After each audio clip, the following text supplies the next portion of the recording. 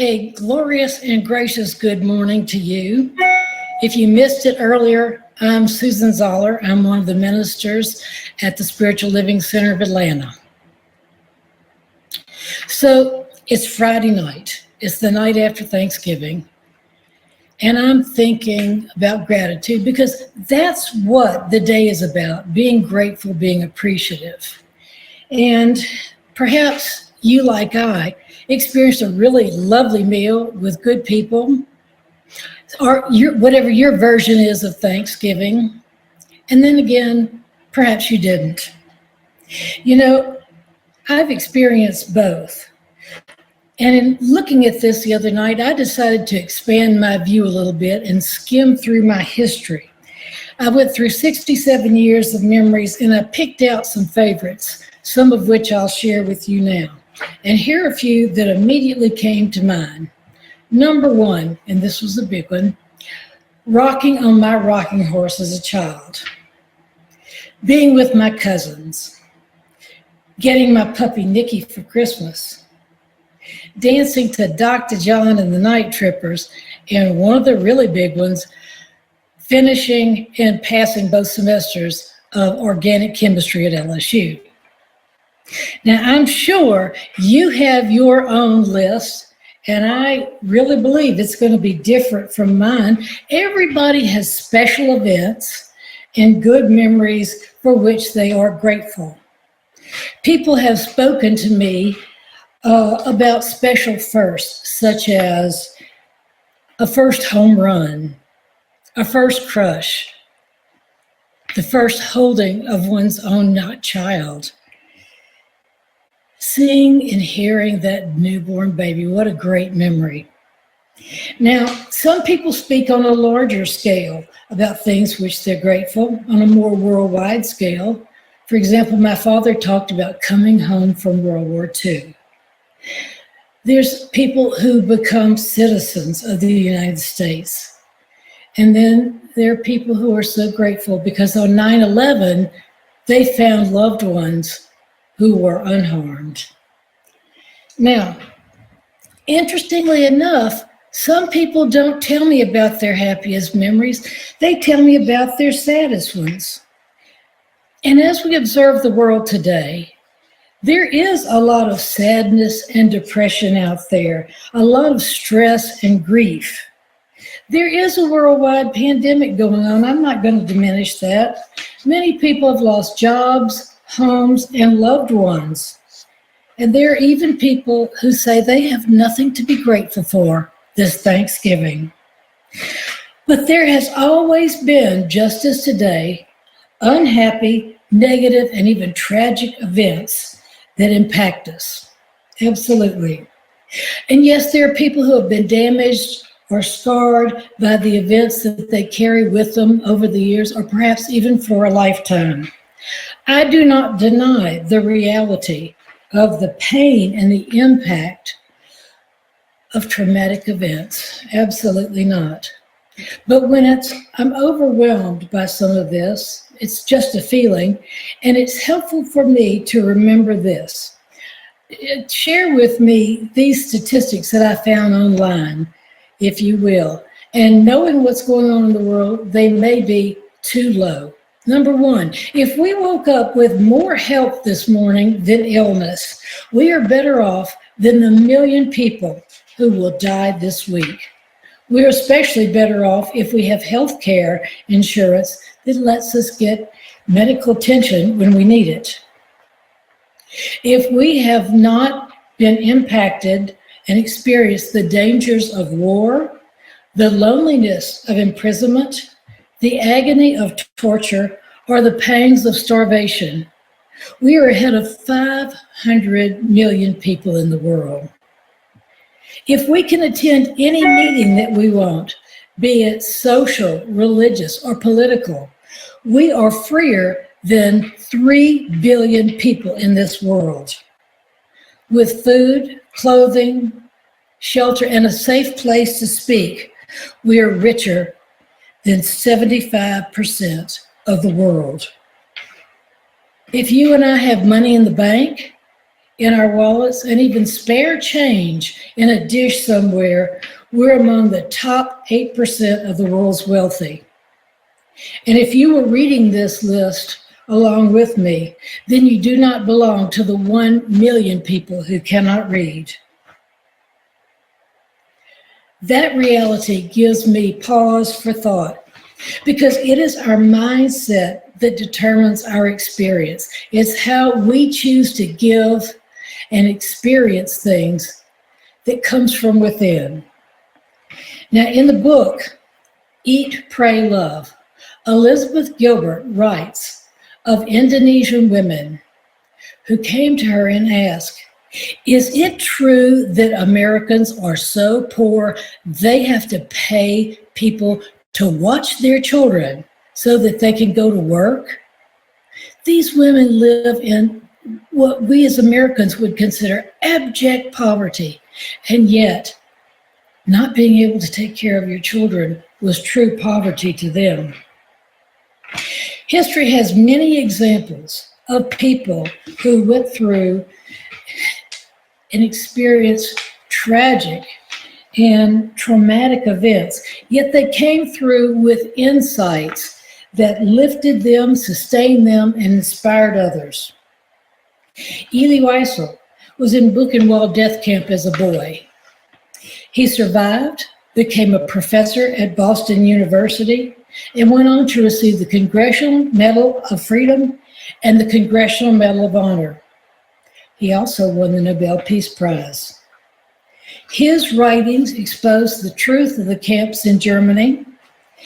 It championed human rights, and it inspired people worldwide. In 2006, in a one-room schoolroom, an Amish schoolroom in Pennsylvania, a lone gunman came in. He shot 8 of the 10 girls in the classroom and then committed suicide there. The Amish community's response was forgiveness and reconciliation, inspiring others worldwide with their faith.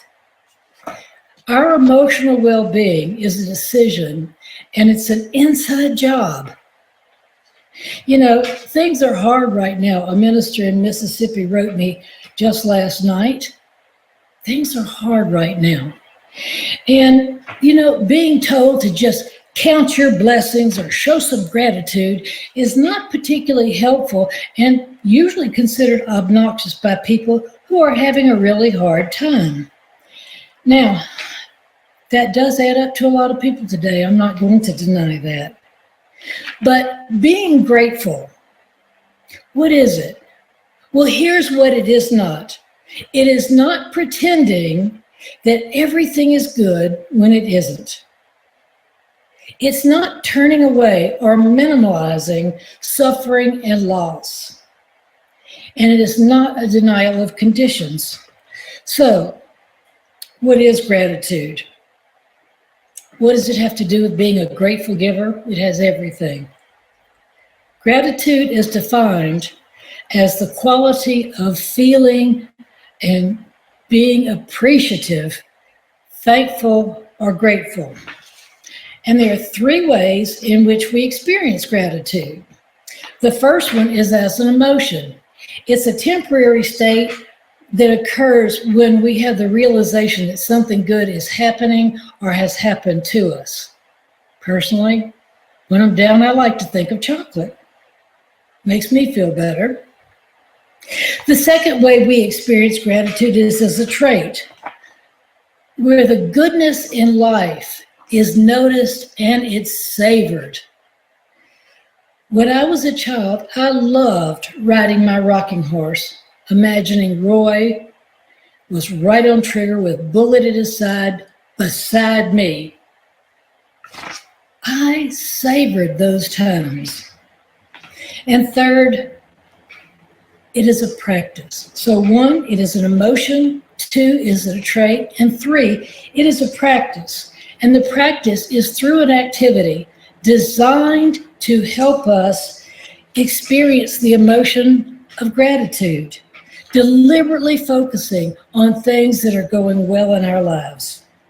You know, when I think about something, I'm eternally grateful to be retired. I am.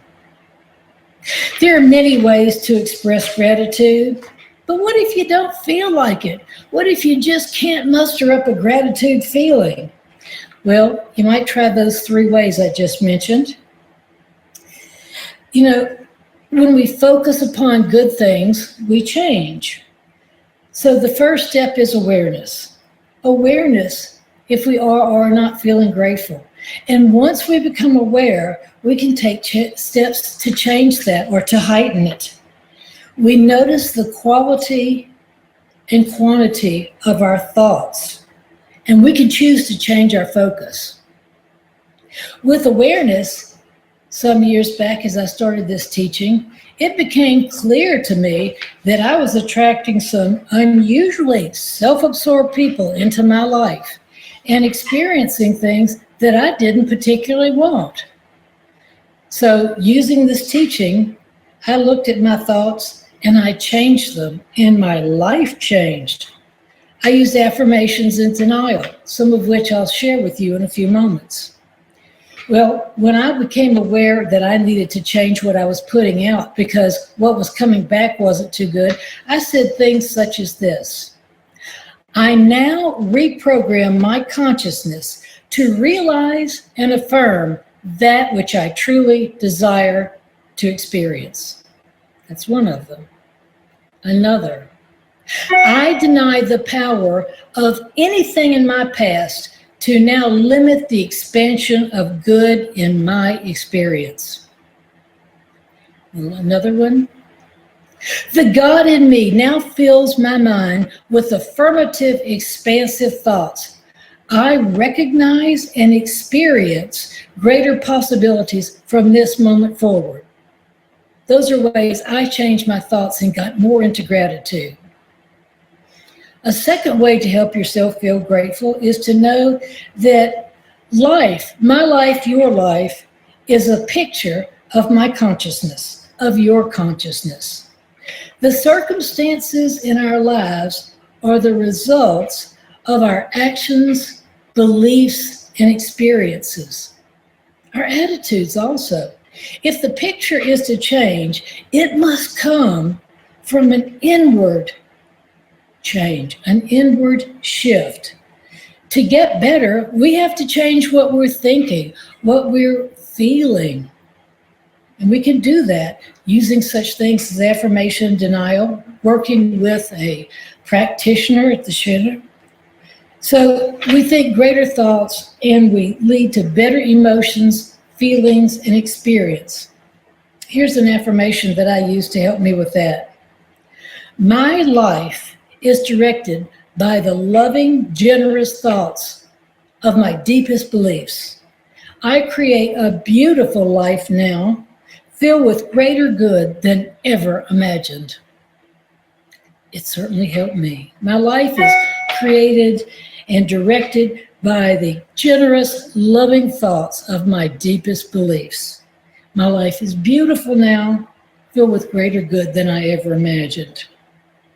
Another way to change our life is to say to ourselves and understand, not just think, but really know and grasp and incorporate.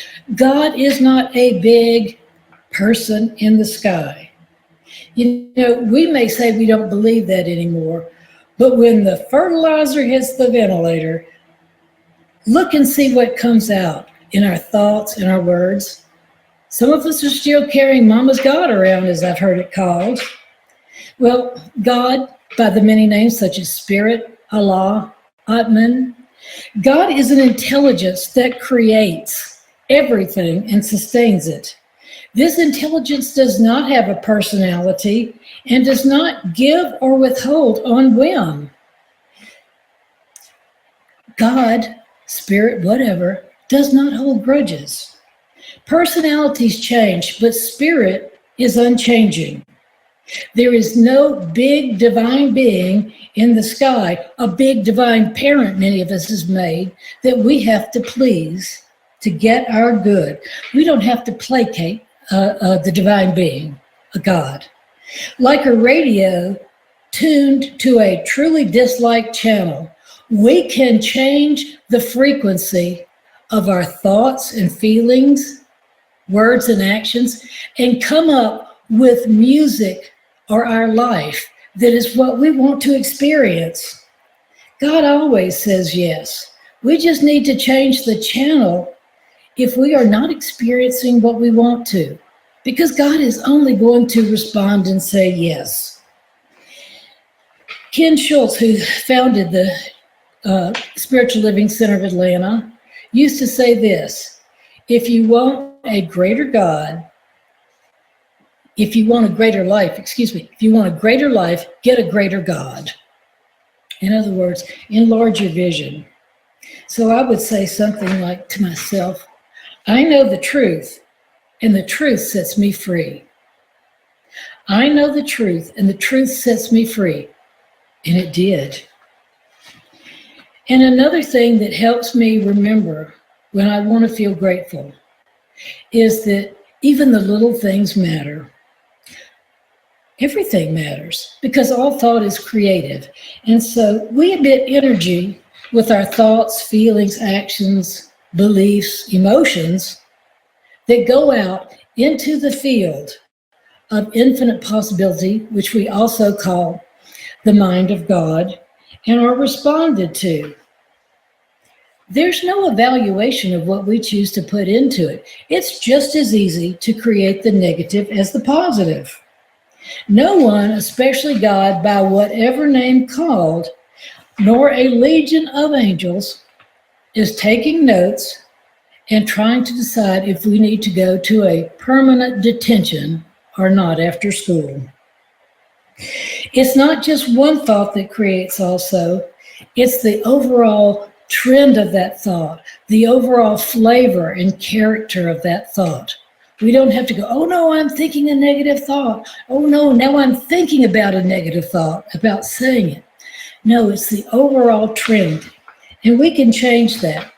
You know, I came to realize that there's small, quiet, and possibly even unknown thoughts that run through my mind all the time. And they add up. And they count. They create. So I told myself to become aware of that and to change the flavor of it. And so I became much more cognizant of what I was thinking and feeling, and my life changed. It did. And this is what I said to myself then. I elevate my thoughts in their entirety to create a life prosperous with health, love, creativity, success, and financial abundance. I included it all. I'll say that again.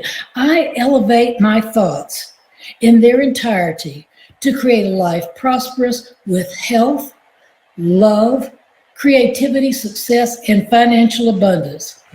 And you know what? It worked. As some people say to me, slightly different worded, this stuff works. Yes, it does. Now, another thing that I would remember, and it's usually stated like this, and I'll explain it. Principle is not bound by precedent.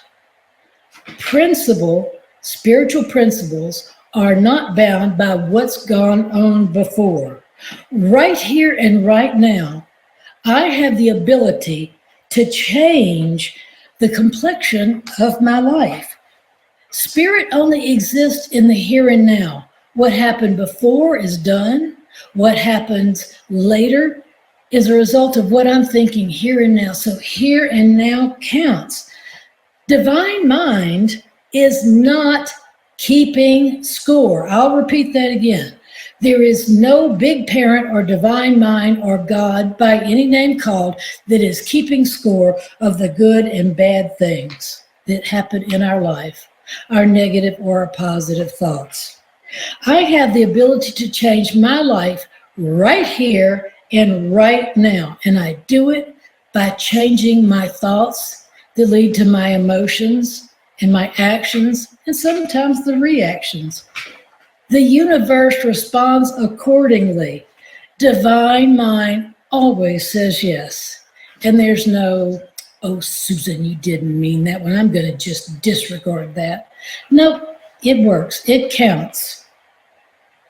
So I would say to myself, I choose clearly and consciously increasingly greater thoughts, and so it is.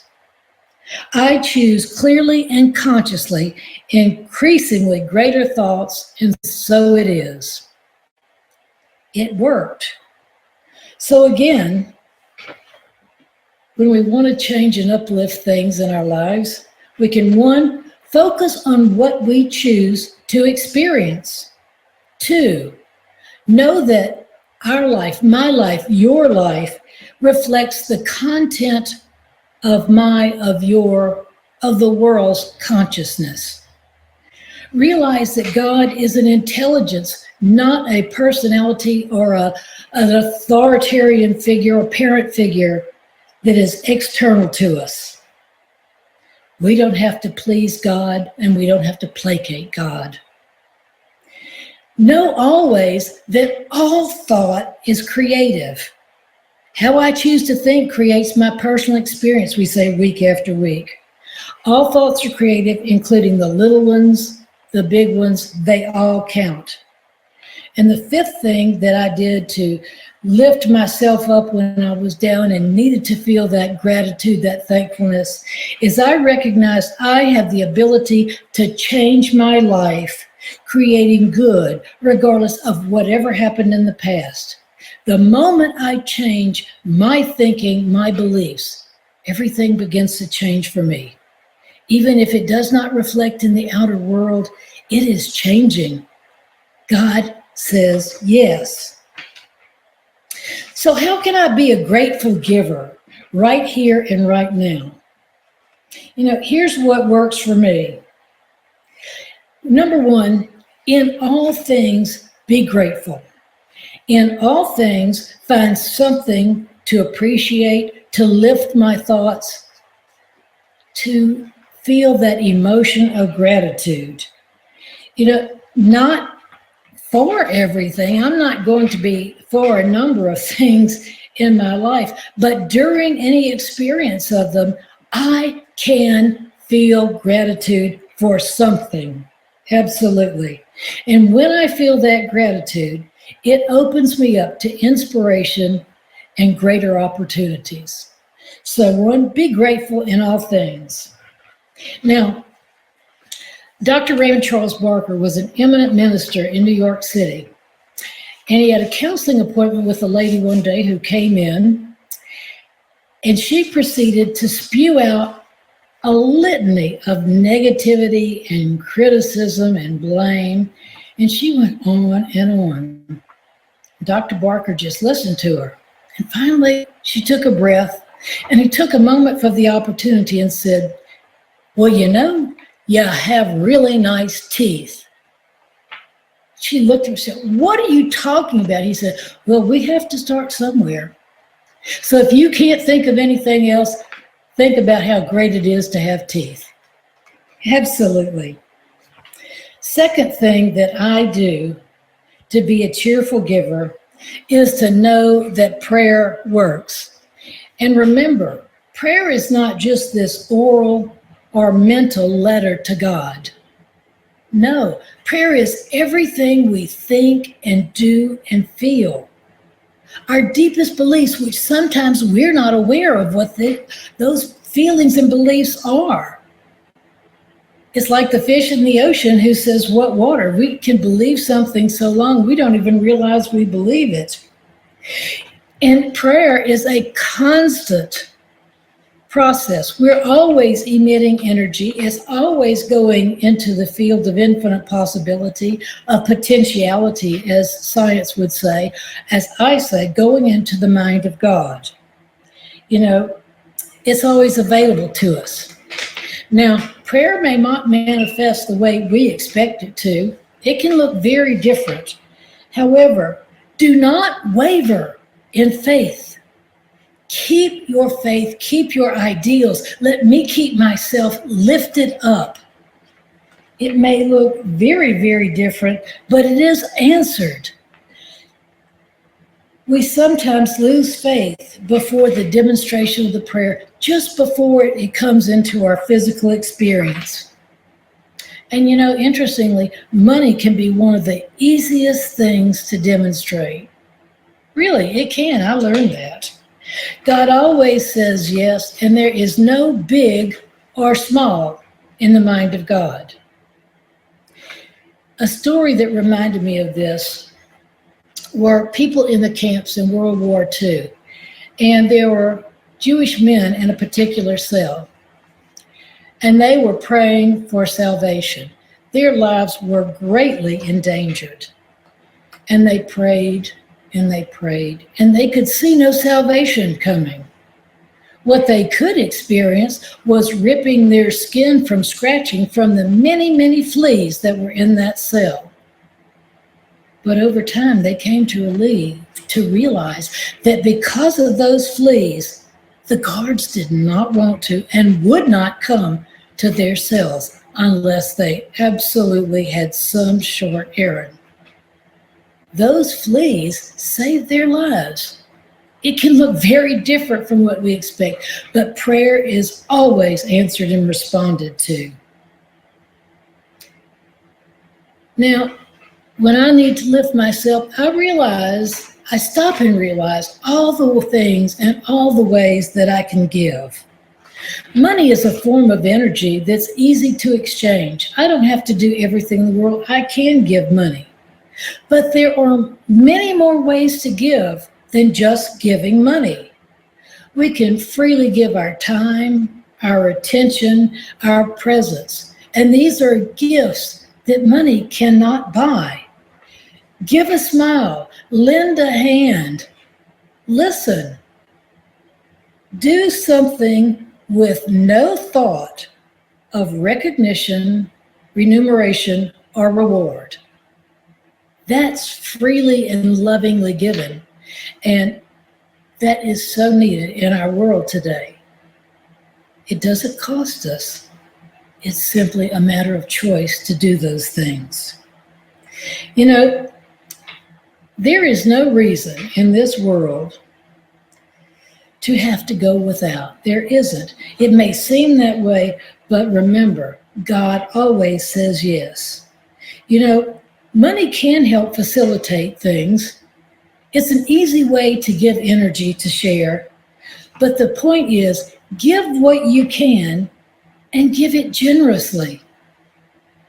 And I would say to myself, the abundance of all there is available to me now, and I generously and lovingly share all that I have. The abundance of all there is available to me now, and I generously and lovingly share all that I have. The fourth thing that lifts me up when I don't particularly feel great is realizing that I need to think highly of myself.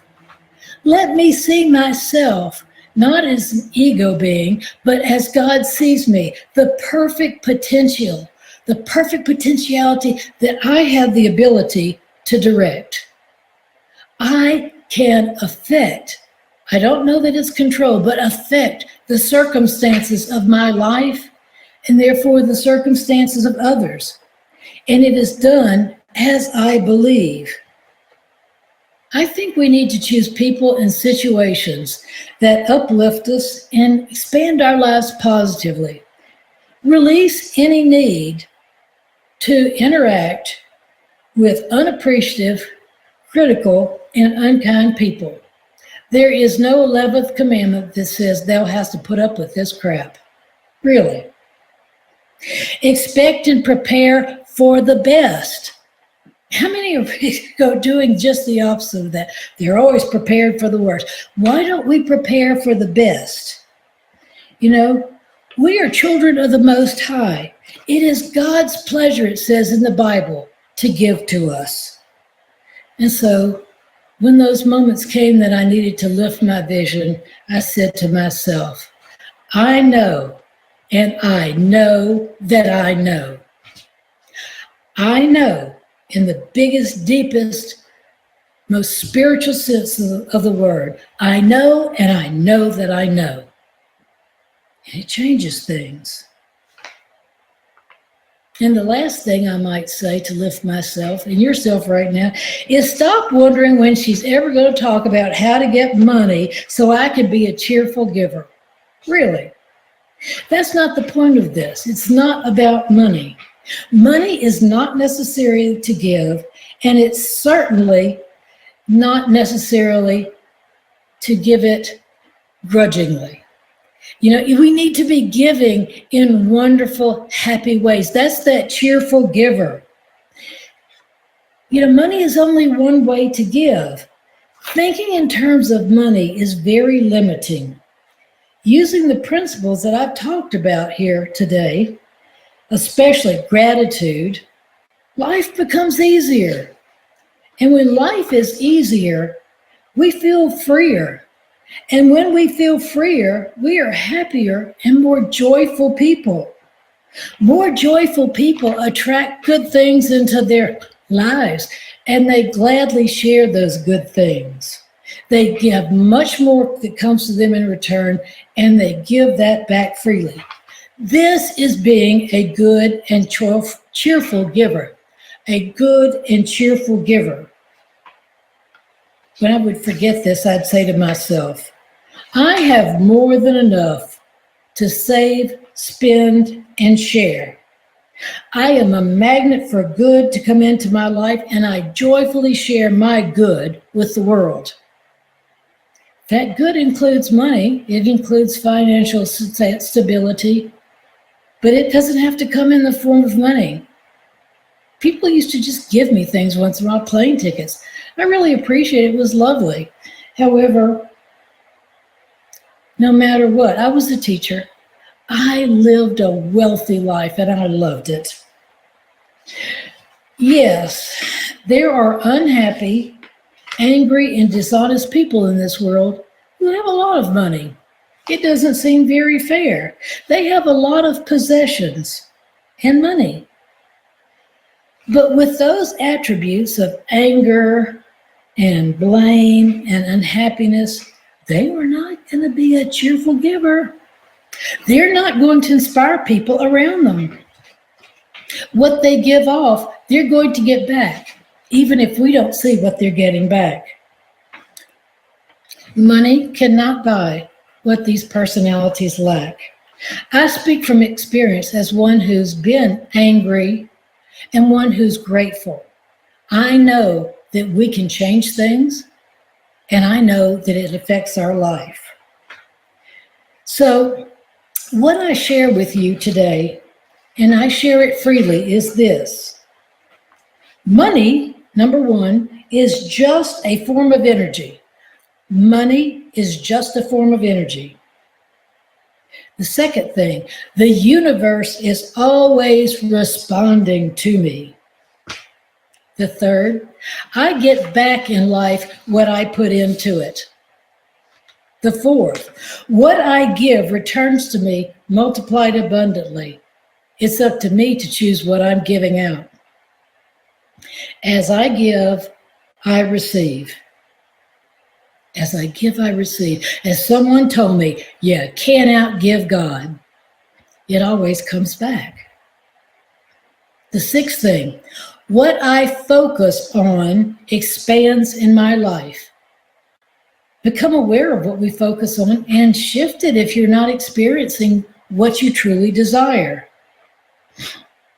The seventh thing, giving opens me up to receiving. Giving opens me up to receiving. The next, the eighth, the love and joy I bring to and inspire in life is priceless. It is priceless. What I bring of love and joy to this life and in this life cannot have a value put on it. It is priceless. The ninth, giving with love and without expectation of receiving or recognition is truly freely giving. And giving with expectation, resentment or anger only brings more of the same of those things to us. It takes away life's joy, and it doesn't inspire a cheerful giver or people around you. In fact, it does the opposite. And the last is knowing and living these principles creates a cheerful and joyful and generous giver. Knowing and living these principles creates a cheerful and joyful giver. So if you have money, please share it with our center. It takes money to keep the lights on. But remember, it's not just what you give to this church, it's what you give to life. Share your talents, share the best of who you are. We really often share what we don't want people to see of us, but we can change that. We just have to change our thoughts. And if we don't know how consciously, something within us does. And the spirit, the unified field by whatever name, will respond and our life changes. So as a charity advertised some years back, give and give generously. And let the blessings of this season be yours, be mine. Merry Solstice. Happy Hanukkah, a joyous Christmas to you, happy Boxing Day, and a good Kwanzaa to all. And so it is.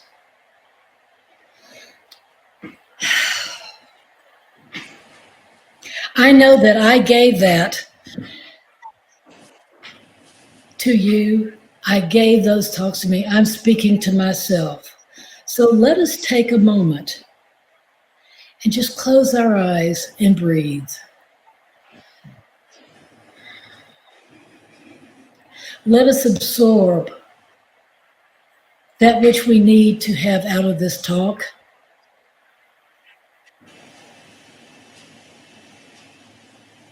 I tell every cell of my body to know what has been said and to act in concert to create the greatest body and experience possible. I look for ways to express joy, to be happy, to laugh. I give freely, I give lovingly, and it returns to me multiplied abundantly, as we say each week. So just take a moment and breathe. Breathe this into every cell.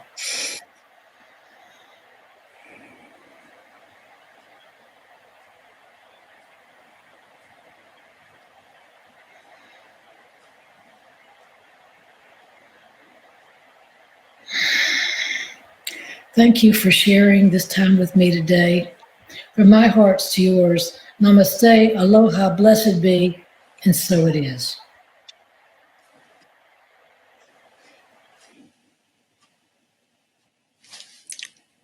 Thank you so much, Reverend Susan. That was fantastic. And God definitely loves a cheerful giver. And you're right. We give we learn how to give even more so by utilizing all the spiritual tools that we do have, the prayers, the meditation, the affirmation. Thank you so much. And I also have another quick story I want to share with you on one thing, on something very dear to my heart that I'm very grateful for. In 1958, my parents had to give up my younger sister for adoption, and we had not seen her since. We were beginning to think we'd never see her. In 2019, last year, she found us through Ancestry DNA, and we've been like this ever since. It's the greatest thing that's ever happened to me, and I'm sure my other siblings feel the same way. We had not seen her for 60 years. Same mother, same father, and she fits like a glove. I am so grateful. So for so many things. I'm very grateful for the center, as I've already said. I'm very grateful for Reverend David Alexander. I'm grateful for the classes. I'm grateful for everything that's offered here. It's so much.